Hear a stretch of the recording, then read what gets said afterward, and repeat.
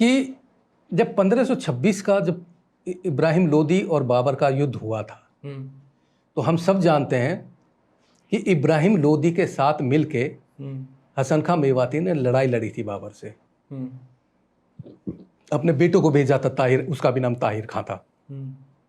भाई जाहिर सी बात है, हसन खां मेवाती बाबर के साथ क्यों लड़ेगा? वो तो अपने साड़ू के मौसेरे भाई के साथ लड़ेगा, वो तो रिश्तेदार के साथ लड़ेगा। और उसी में ही अब वो जो भी था, इब्राहिम लोदी मारा गया, उसमें हार गया। और उसके बाद ताहिर खां को, जो हसन खां मेवाती का बेटा था, उसको गिरफ्तार कर लिया जाता है उस लड़ाई में। वो बाबर करता है ना, बाबर पानीपत के उसमें बाबर उसको गिरफ्तार कर लेते हैं। लेकिन जैसे बाद में ये जब पता चलता है कि वो बाबर मरा नहीं है अलवर में, क्योंकि ये हसन खां मेवातियों का किला जो है, अलवर का जो बाला किला है, आज भी जाकर देखिए, वो हसन खां मेवाती का ही बना हुआ है। तो वहाँ जब ये खबर पहुंची कि भाई युद्ध तो मतलब बाबर जीत गया और लोदी मारा गया, जाहिर सी बात है। लेकिन ये नहीं पता चल रहा था कि ताहिर खां, जो हसन खां मेवाती का बेटा, वो जिंदा है या शहीद हो गया। अच्छा भाई आदमी तो तभी तसल्ली करे ना जब आपको पूरी उसकी जानकारी मिल जाए। तो इसकी जानकारी लेने के लिए उसका एक अहलकार था, करमचंद। अहलकार क्या होता है? अधिकारी। अच्छा, एक अधिकारी था उसका। तो उसके यह जिम्मे काम सौंपा गया कि भाई आप जाके पता करिए। तो वो पहले तो दिल्ली आता है, इस बीच तब तक वो आगरा पहुंच चुके होते बाबर की सेना। अच्छा, जो बादलगढ़ का किला है वहाँ पे, इब्राहिम लोदी वाला। अच्छा, तो वहाँ जब पहुँचता है तो वो जैसे तैसे पैठ बनाकर वो पता कर लेता है, और वो पता कर लेता है कि कैद में है, मरा नहीं। अच्छा, वो कैद में है, मरा नहीं है। ये जब खबर वापस जाकर देता तो फिर वो कहता है कि इसको कैसे छुड़ाया जाए। तो फिर उस करमचंद को फिर दोबारा भेजा जाता है कि भाई आप जाइए, कुछ करिए। तो वो जब वहाँ जाकर दोबारा जाता है और उससे बाबर के सिपह सालारों से, उनसे जब कहता है कि भाई इसको छुड़वाने के लिए, तो बाबर इस चक्कर में उसको रिलीज कर देता है, छोड़ देता है ताहिर को, कि हो सकता है कि हसन खां मेवाती आने वाले समय में कभी युद्ध हुआ किसी से तो ये तेरे साथ हो जाएगा। अच्छा, और वो उसको कैद से आज़ाद कर देता है, घर आ जाता है। लेकिन 1 साल के बाद फिर दोबारा से युद्ध की परिस्थितियां बनती हैं, जिसको कि हम खानवा का युद्ध कहते हैं, भरतपुर के पास जो है।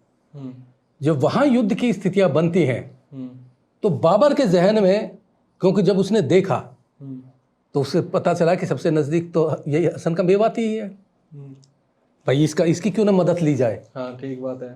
तो वो उसको पेशकश भेजता है हसन खां मेवाती को, बाबर।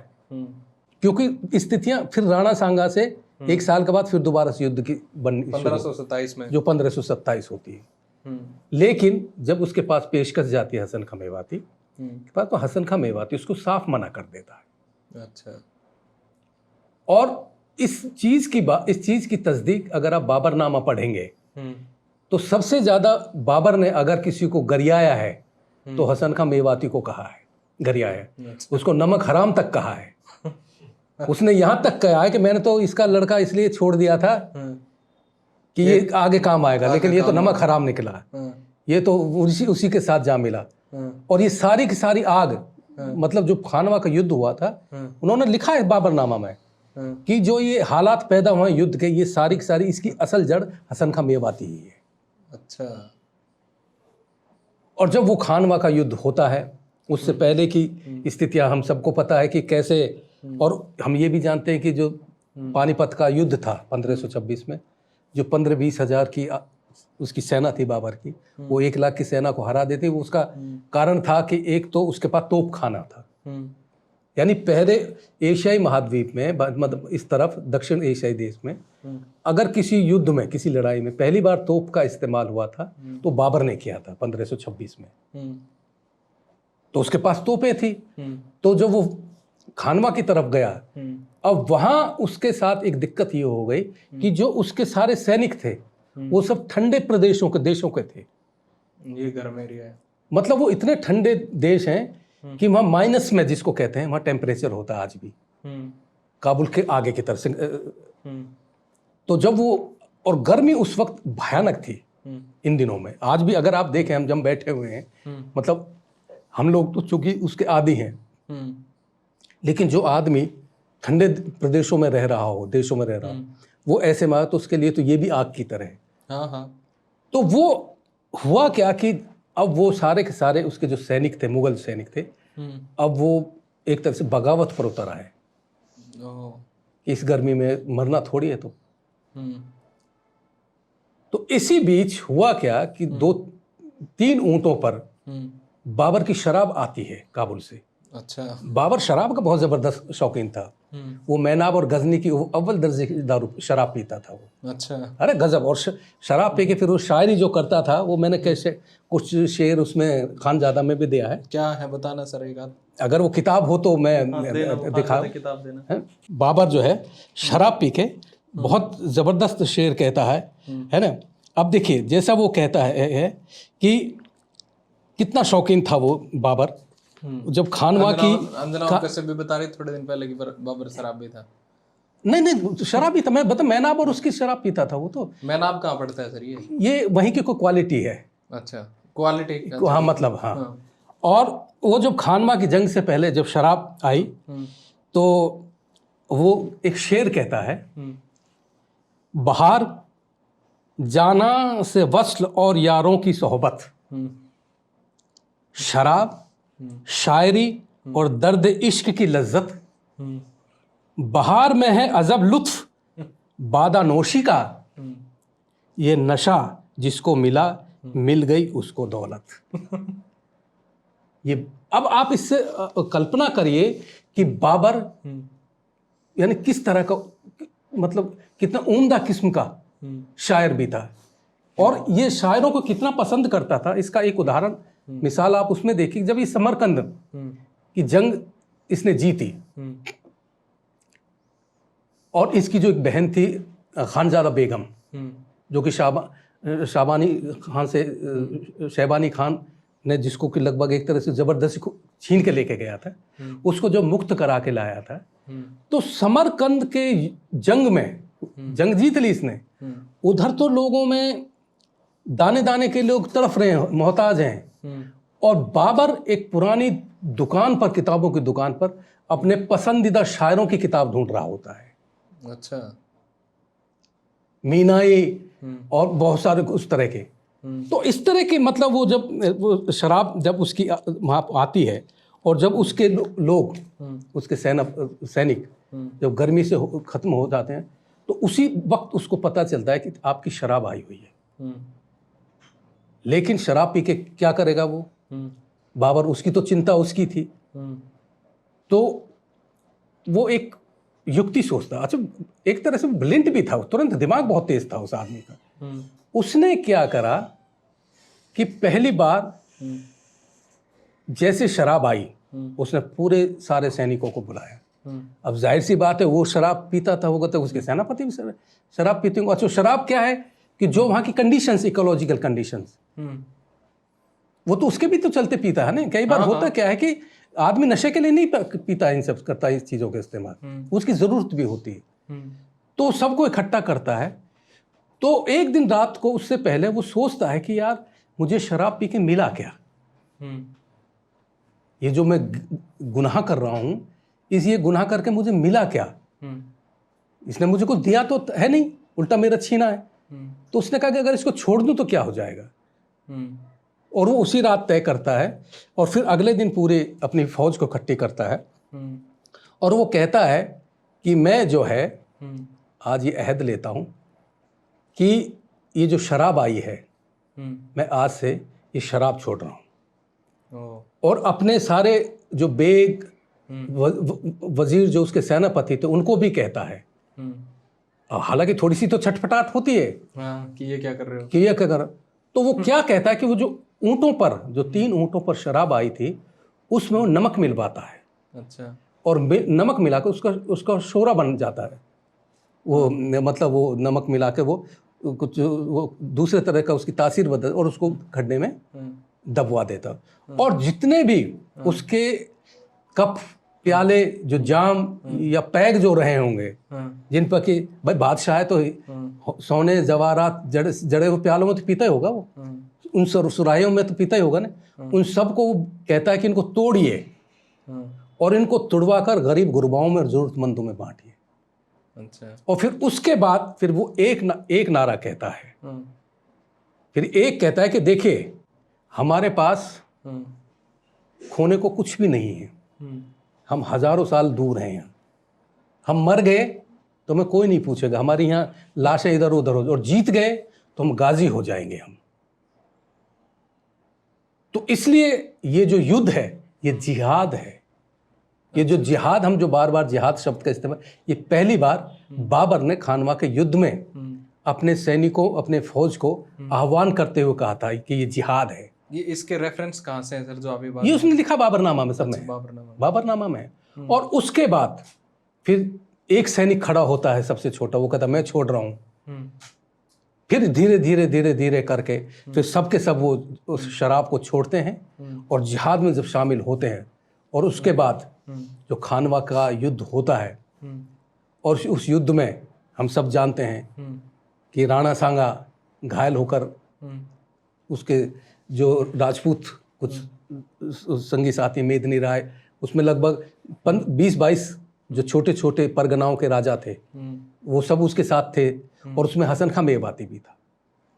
तो वो जब घायल होकर, जख्मी होकर उसको वहां से निकाल के ले गए, तो फिर वो लड़ाई फिर हसन खां मेवाती ने वो लड़ी, उसके नेतृत्व में वो लड़ाई लड़ी गई, और उसी में वो आदमी शहीद हुआ। अच्छा। लेकिन इस शहीद होने में भी एक पेच है, जो मैं जब खानजादा लिख रहा था तो उसमें यह कहा गया, हालांकि बाबर ने भी कहा इस बात को, कि वो तुफंग की गोली से मारा गया है। तुफंग मतलब तोप? बंदूक, मैचलॉक जिसको कहते हैं। अच्छा। उस वक्त की जो बंदूक थी, लंबी सी तोड़दार बंदूक जिसको कहते हैं। आप लोगों को ज्यादा पता, मेरे को नहीं, वो हमें भी है। वो कभी आप देखेंगे तो पुराने संग्रहालयों में मिल जाएंगी, लंबी लंबी सी वो है। तो एक वर्जन तो उसका ये है, एक वर्जन ये है कि भाई वो तोप के गोले से मरा था वो। और जो तीसरा जो मेरी नजर में जिसका कि मैंने इस्तेमाल किया, सबसे इंपॉर्टेंट वर्जन है, वो है कि जब वो घायल हो गया था, जख्मी हो गया था, तो उसके साथ हसन खां मेवाती के साथ उसका एक खादिम यानी सेवक हमेशा साथ रहता था, उसका नाम था लाद खां। और लाद खां उसके दरबार में तो हमेशा राजा महाराजाओं के साथ सब साथ चलते हैं, वो उसके साथ था। अब इसमें जहां तक उस वर्जन की बात है तोप के, तो वो इसलिए सही नहीं बैठता है। नहीं तो लाद खां ने किया क्या फिर? अब मैं वही बताऊंगा ना, अब मैं इस तीसरे वर्जन पे सबसे आखिर में आऊंगा। मैं पहले 2 वर्जन की बात करता हूं कि जो जब हम ये कहते हैं कि तोप के गोले से मारा गया है, तो हम सब लोग जो यहाँ बैठे स्टूडियो में, जब हम तोप की बात करते हैं तो हमारे जहन में तोप के वो बारूद वाले गोलों की कल्पना आती है कि तोप से तो बारूद के गोले जो आजकल चलते हैं, लेकिन उस जमाने में तोप के गोले बारूद के नहीं बनते थे। अच्छा। जो उसका जो 2 तोपची थे जो तोप ढालने का काम करते थे, उस्ताद अली कुली और उस्ताद अली कुली और मुस्तफ़ा रूमी, ये जो इनके 2 तोपची थे बहुत, और यही मतलब गजनी नाम की बंदूक तोपों को यही ढालते थे, और उन्हीं की वजह से वो पानीपत का पहले युद्ध जीते थे। तो उन तोपों की नाड़ों में दरअसल पत्थर भरे जाते थे, गोल पत्थर। अच्छा।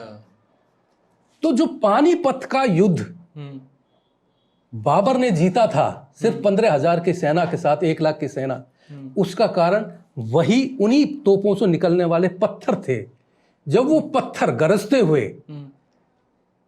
इब्राहिम लोदी के, क्योंकि उसके पास कहते हैं कि हजारों के हाथी सेना थी, तो जब वो गोले हाथियों पर जाकर लगते थे पूरी स्पीड से, तो हाथी उससे बिलबिला जाते थे उसकी पत्थरों की चोट से, तो बिछड़ गए वो, जाहिर सी बात है। तो इसलिए कहा जाता है कि इब्राहिम लोदी के इतने सैनिक मुगल सिपाहियों, मुगल सेना के मतलब तीर कमान से नहीं मरे, तुफंग की गोलियों से नहीं मरे, जितने उन्हीं के हाथियों के कुचले जाने से मारे गए। अच्छा। तो एक वो हार का कारण वो था उसका। और जब खानवा में जंग जब हुई तो उसमें भी इस हार का जो कारण था, उसमें भी यही तोपों ने बड़ी भूमिका निभाई खानवा के युद्ध में। अच्छा। तो जब वो राणा सांगा के घायल होने के बाद वो मैदान से उनको निकाल लिया जाता है और वो हसन खां मेवाती को जब घायल हो जाता है, तो पहला वर्जन तो इसलिए ठीक नहीं बैठता कि अगर मान लीजिए थोड़ी देर के लिए मैं ये भी मान लूं कि हाँ ठीक है कि उस पर तोप लगी हो गई, तो जिस स्पीड से वो तोप का गोला आया होगा उससे तो आदमी मेरी ख्याल में उसके तो टुकड़े टुकड़े बिखर जाने चाहिए। ये भी है। तो जाहिर से बात, तो ये लॉज ये तो फिर मरा कैसे वो? फिर तुफंग की मामला है। हाँ, मैं ये कहता हूं कि उस जो बाबर ने कहा उस तुफंग से हसन खां मेवाती जख्मी हुआ था। अच्छा। और उस जख्मी होने के बाद लाद खां चूंकि उसके साथ साथ था, वो उसको बचाकर जब युद्ध मतलब धीमा पड़ता, क्योंकि जिस वक्त उसकी युद्ध उस खानवा के युद्ध में मौत होती है उस वक्त लगभग 80% यानी 90% युद्ध राजपूत हार चुके थे। अच्छा। क्योंकि जब सेनापति जब राणा सांगा ही घायल होकर निकल गए तो जाहिर सी बात है कि सेना की तो क्या बच गया, वैसे ही हिम्मत हार जाती है। तो ये भी जब घायल हो गया तो लगभग युद्ध अपने अंतिम परिणति पर था। तो उसके बाद इसको बचाकर लाद खां एक कुएं की ओट में ले जाता है, और जब कुएं की ओट में ले जाता है तो उसका ये भी है कि वो उससे खाने के लिए भी मांगता है कि मुझे भूख लग रही, तो लाद खां उसको साथ में खाना वाना मिले, कबाब और रोटी उसको देता है। तो इसी बीच अब ये जो है लाद खां उससे क्यों मतलब उसको पसंद नहीं करता था हसन खां मेवाती को एक सेवक होने के नाते, इसमें कई इंटरप्रिटेशंस हो सकती हैं। उसकी एक इंटरप्रिटेशन तो ये भी हो सकती है कि उसने क्यों नहीं बाबर का साथ दिया मुसलमान होने के नाते, जबकि अब ये भी फिर तर्क इसलिए खारिज हो जाता है कि वो भी तो मुसलमान ही था इब्राहिम लोदी। क्योंकि हमारे यहाँ एक चीज और, एक नैरेटिव बड़ा विचित्र सा बनाया जा रहा है, बनाने की कोशिश हो रही है कि बाबर ने भारत पर आक्रमण किया। ऐसा नहीं है। अगर हम उस दौर का अगर हम पूरे नक्शे को देखें, राजनीतिक स्थितियों को देखें, तो जो पूरा भारतवर्ष था तो वो तो काबुल से आगे तक था, वहीं से वो आया था। आज भी अगर आप एक मतलब एक संगठन का अगर आप जब झंडा देखते हैं भारत माता के पीछे, और जो उस पर गेरवे रंग में जो भारत का जो एरिया होता वही है, उसमें तो वही है अंदीजान, जहां से वो आया था, अंदीजान तक का है। तो पहली बात तो वो है कि बाबर ने भारत पर क्यों आक्रमण किया। दरअसल असल बात तो ये है कि वो लड़ाई 1526-27 की अफगानों और मुगलों के बीच की लड़ाई थी। अच्छा। इब्राहिम लोदी अफगान था और बाबर मुगल था, तो ये तो मुगल और अफगानों की लड़ाई थी। पानीपत वाले भी अफगान ही तो था। कौन? उज्बेक अंदीजान में था तो वो अफगान के अंडर में ही तो पड़ता था वो एरिया। नहीं, उसका तो अलग सही है ना, उसका तो अलग ही रेस है उसकी, मुगलों की तो। हाँ। उसको तो अलग है, चंगेज माँ चंगेज थी और पिता कुछ उज्बेक कुछ ऐसा था उसका। अच्छा। हाँ, उसका तो मिला जुला मामला है। लेकिन असल ये लड़ाई मुगलों और अफगानियों की थी। हम बेमतलब हिंदू जो है जबरदस्ती पार्टी बन रहे हैं उसमें। भाई कौन से भारत पर आक्रमण किया उसने? उस वक्त भारत कहाँ था?